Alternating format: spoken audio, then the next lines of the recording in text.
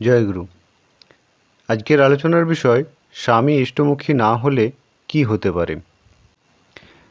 একবার আলোচনা প্রসঙ্গে শরদ্দা নামক এক গুরুভাই শ্রী শ্রী ঠাকুরকে প্রশ্ন করেছিলেন, কোনো স্ত্রী যদি তার স্বামীকেই নিজের সত্তা বলে মনে করে তাহলে তাতেই কি তার জীবন সম্পূর্ণ সার্থক হতে পারে না? তখন শ্রী শ্রী ঠাকুর কি জানিয়েছিলেন আপনারা একটু মনোযোগ সহকারে শুনে নিন।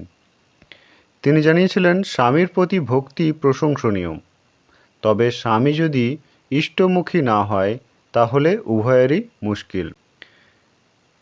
কলুর চোখ বাঁধা বলদের মতো সংসার চক্রে ঘুরে ঘুরে হয়রান হওয়া ছাড়া তাদের আর কোনো কাজের কাজ হয় না। সার্থকতার সন্ধান মেলে না, নানা কামনায় বদ্ধ হয়ে থাকে। আশা রাখি আলোচনাটি আপনার মনোযোগ সহকারে শুনলেন। আজকের আলোচনা এই পর্যন্তই। আলোচনা প্রসঙ্গে ষোড়শখণ্ড, পৃষ্ঠা 45। আপনারা সকলে সুস্থ থাকবেন, ভালো থাকবেন। জয়গুরু।